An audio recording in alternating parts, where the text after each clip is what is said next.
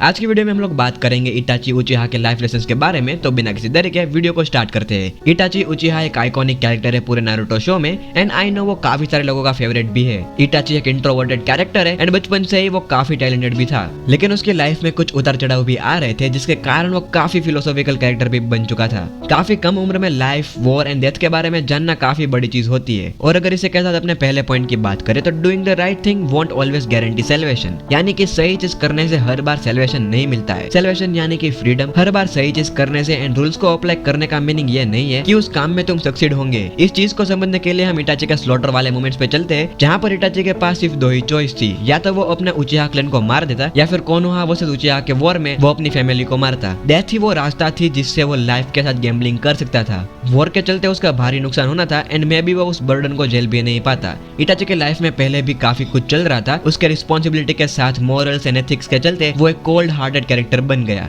उसने अपने इमोशन, खुशियां एंड खुदगर्जी को बाहर ही फेंक दिया था एंड उस वक्त इवन कोनोहा ने भी कोई भी केयर नहीं की थी। कोनोहा ने मैसेक्रे में उचिहा क्लैन के साथ एक काफी लॉयल शिनोबी को भी खोया था। उनके लिए वो बस एक ड्यूटी कर रहा था और इसी ड्यूटी के चलते इटाची ने वो सारी चीजों को खो दिया जो कि उसके पास थी। और ये सब इसीलिए हुआ क्योंकि उसने सही काम किया था। अपने अगले पॉइंट की बात करें तो bad things happens to good people. Itachi काफी अच्छा एंड पॉजिटिव कैरेक्टर था जिसके पास अपने ethics, self respect, pride and peace loving attitude भी था। और इसके इसी कैरेक्टरिस्टिक के चलते शायद ही कोई यकीन करे कि इटाची ने अपने क्लैन को मार डाला। यहाँ तक कि इसी भले एटीट्यूड के चलते उसने कोनोहा को उचिहा के बारे में बताया कि किस तरीके से उचिहा कोनोहा को टेक डाउन करने की प्लानिंग कर रहा है। इटाची यहाँ पर एक लॉयल एंड अच्छा पर्सन था एंड उसके इसी कदम के चलते इटाची के साथ बुरी चीजें भी होने लगी। वो हर एक शिनोबी के नजर में सबसे डेंजरस पर्सन बन चुका था। लेकिन इटाची को क्या मिला यह काम करके? उल्टा उसका स्ट्रगल और भी ज्यादा बढ़ गया। अगले पॉइंट की बात करें तो how one persons action can affect so many others. ये जरूरी नहीं है कि तुम्हारे कर्म का फल सिर्फ तुम्हें ही मिले, तुम्हारी फैमिली या फिर फ्रेंड्स को भी रिजल्ट झेलना पड़ सकता है। उचिहा क्लैन ने कोनोहा को ओवरथ्रो करके कंट्रोल करने का प्लान किया था, जो कि इटाची को पता चल गया एंड उसने एक लॉयल शिनोबी के हिसाब से कोनोहा को बता दिया। लेकिन कोनोहा ने अपना एक कदम बढ़ाया जिसके कारण इटाची और भी ज्यादा डार्कनेस पे चलता गया। उसको उचिहा क्लैन को स्लॉटर करना पड़ा जिसके कारण से सास्के को भी ट्रॉमा झेलना पड़ा था। और सास्के के कुछ डिसीजन के चलते इवन नारुतो एंड साकुरा की भी लाइफ रिपल होने लगी।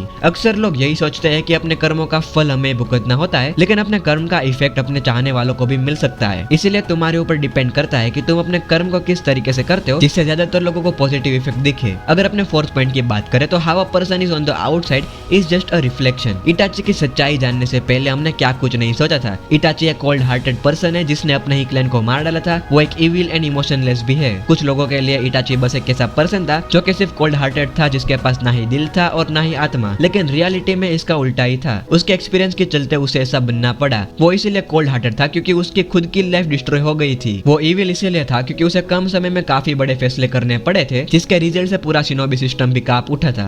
वो इमोशनलेस इसलिए था क्योंकि उसने वो सारी चीजें करी थी जिससे कि उसे अपनों को खोना पड़े। उसने अपनी सारी चीजें खो दी एज वेल एज वो अपने मोरल के भी अगेंस्ट हो गया। इसलिए जो भी हम बाहर की तरफ देखते हैं वो असल में रिफ्लेक्शन है अपने इनर सेल्फ का। अगले अपने पॉइंट की बात करें तो वो है कि to some people you are just a pawn of the chess board. कुछ लोग भले ही कितने भी ज्यादा पावरफुल क्यों ना हो, वो तुम्हें ऐसे यूज करते हैं जैसे कि शतरंज में सैनिक को। इसका बेस्ट एग्जांपल है मादारा उचिहा। ब्लैक जुत्सु के चलते मादारा ने वो सारी चीजें करी जिससे कि कागुया ओत्सुजुकी इस वर्ल्ड में आ सके। मादारा ने ओबितो को आउटस्मार्ट किया एंड ओबितो ने पेन को किया जिससे कि आकात्सुकी का फॉर्मेशन भी हुआ एंड पूरे वर्ल्ड में ही लोग इस ग्रुप से डरने लगे थे। लेकिन ये सारी चीजों के पीछे ब्लैक जुत्सु का ही हाथ था। इटाची भी मादारा की तरह बस एक प्यादा था। उसने जैसे ही कोनोहा को उचिहा क्लैन के प्लान के बारे में बताया तो डांजो को इटाची की कोई भी फिक्र नहीं थी। उसे बस कोनोहा को प्रोटेक्ट करना ही था। सिर्फ सारुतो भी ऐसा था जो कि पॉजिटिव कंक्लूजन लाने की कोशिश कर रहा था, बट एट द एंड वो होकागे होते हुए भी डांजो को रोक नहीं सका। कोनोहा को यह तक फिक्र नहीं थी कि इटाची जब अपने क्लैन को मारेगा तो उस पे क्या बीतेगी। कोनोहा ने रातों रात एक्शंस लिए एंड ऐसा प्रिटेंड भी किया जैसा कि कुछ हुआ ही नहीं था। लेकिन इतना सब कुछ होने के बावजूद भी वो इटाची ही था जिसने सब कुछ सफर किया। इवन इन सभी चीजों में इटाची को एक एनिमी भी घोषित कर दिया। अगर अपने सिक्स्थ पॉइंट की बात करें तो sometimes you have to play the bad guy. जब तुम चाहते हो कि तुम्हारा सच बाहर ना आए या फिर तुम अपनी बैक स्टोरी किसी को भी बताना नहीं चाहते हो तो तुम्हें एक बैड गाय की तरह पोर्ट्रे करना पड़ेगा। जब इटाची को कोनोहा ने एनिमी डिक्लेयर कर दिया था तो उसके रूमर्स फैलने लगे थे कि वो एक कोल्ड हार्टेड पर्सन है without any hearts and souls जिसने अपने पूरे क्लैन को मार डाला। लेकिन लोगों ने यह तक नहीं सोचा कि आखिर ऐसी क्या नौबत आ गई कि इटाची को अपने फैमिली एंड क्लैन को मारना पड़ा। उनके लिए इटाची का पास्ट कोई भी मतलब का नहीं था। उनके लिए वो बस एक इविल पर्सन ही था एंड आखिर लोग ऐसे इविल पर्सन की स्टोरी क्यों ही जानेंगे। वैसे अगर इटाची को एक हीरो की तरह डिक्लेयर किया जाता जिसने कोनोहा को प्रोटेक्ट करने के लिए अपनी फैमिली एंड क्लैन को मार डाला तो यहाँ पर कोनोहा की लोग इटाची को एक हीरो की तरह देखते। मे भी कुछ सालों में उसे इवन होकागे भी बनाया जाता, और जब ऐसा कुछ होता तो लोग उसकी स्टोरी में कुछ ज्यादा इंटरेस्ट रखते।